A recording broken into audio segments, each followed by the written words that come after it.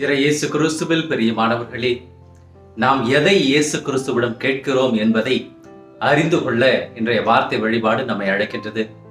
இன்றைய நற்செய்தியில் நாம் வாசிக்க கேட்டோம், ஆண்டவர் இயேசு கிறிஸ்துவிடம் செபதேயுவின் மனைவி அவருடைய பிள்ளைகளோடு வந்து, ஆண்டவரே, நீர் ஆட்சி உரிமைக்கு வரும்பொழுது உமது வலப்புறத்திலும் இடப்புறத்திலும் என்னுடைய பிள்ளைகள் அமர இடம் தாரும் என்று கேட்கின்றார். அன்புக்குரியவர்களே, சற்று சிந்தித்து பாருங்கள். இன்றைய நற்செய்தியினுடைய முதற் பகுதியில் நாம் வாசிக்க கேட்டோம், ஆண்டவர் இயேசு கிறிஸ்து தனது மரணம் எத்தகைய ஒரு வேதனை மிகுந்த ஒரு பாடுகளை, துன்பத்தை அவர் அனுபவிக்கப் போகிறார் என்று சொல்லி வெளிப்படுத்திக் கொண்டிருக்கின்ற அந்த வேளையில் செபதேயுவின் மனைவி தன்னுடைய அன்பு மகன்கள் இயேசுவின் வலப்புறத்திலும் இடப்புறத்திலும் அமர வேண்டும் என்று சொல்லி பரிந்துரைப்பதை நாம் பார்க்கின்றோம். ஆண்டவர் இயேசு கிறிஸ்து வேறொரு பரிந்துரை இதற்கு நிகராக வைக்கப்பட்டதை நாம் பார்க்கின்றோம்.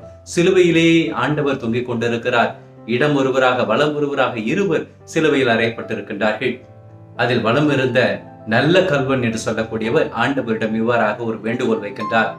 ஆண்டவரே, நீர் ஆட்சி உரிமையில் வரும் பொழுது என்னை நினைவு கூறும் என்று கூறுகின்றார். அன்புக்குரியவர்களே, இயேசுவின் இருவேறு பதில்களை நாம் சற்று சிந்தித்து பார்ப்போம். செபதேயுவின் மனைவிக்கு ஆண்டவர் இவ்வாறாக பதில் கூறுகின்றார்,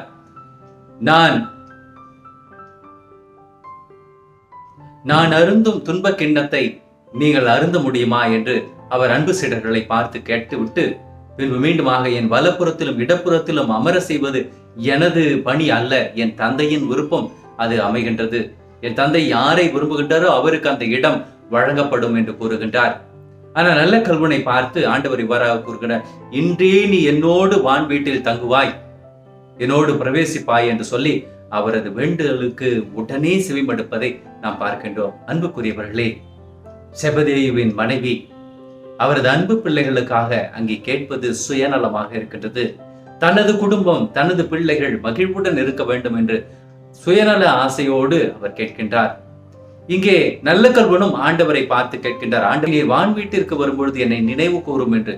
இங்கேயும் அவர் தன்னுடைய நிலையை குறித்து கேட்கின்றார். இருப்பினும் ஆண்டவருடைய மனம் அறிந்து அவருக்கு ஆறுதல் அளிக்கின்ற விதமாக இயேசுவின் ஆட்சி எது என்பதை அவர் தெளிவாக புரிந்து ஆண்டவரிடம் தனது ஜெபத்தை மேற்கொள்ளுகின்றார். அன்புக்குரியவர்களே, ஆண்டவர் இயேசு கிறிஸ்து செபதேயுவின் மக்களிடம் கூறிய வார்த்தைகளை சற்று சிந்தித்து பார்ப்போம். நான் குடிக்கும் துன்ப கிண்ணத்தில் நீங்களும் குடிப்பீர்கள், ஆம், நீங்களும் குடிப்பீர்கள். ஆனால் நான் ஆட்சி உரிமையில் வரும்பொழுது என் வலப்புறமும் இடப்புறமும் அமர செய்வது என் தந்தையின் விருப்பம். அன்புக்குரியவர்கள், எது இறைவனுடைய விருப்பம் என்பதை இயேசு இன்றைக்கு நாம் ஒவ்வொருவரும் அறிந்து கொள்ள அழைக்கின்றார். பல வேளைகளில் நாம் கடவுளை நோக்கி ஜெபிக்கின்றோம். ஆழமான விசுவாசத்தோடு பல வேண்டுதல்களை வைக்கின்றோம். இறைவன் நமக்கு கொடுக்கின்ற பதில் எப்படிப்பட்டதாக இருக்கும்? நான் எனது என்ற சுயத்தை முன்வைத்து நான் கேட்கும் பொழுது இறைவன் என் தந்தையின் திருவுளம் எதுவோ அதன்படி நடக்கும் என்று மௌனம் காத்து விடுகின்றார்.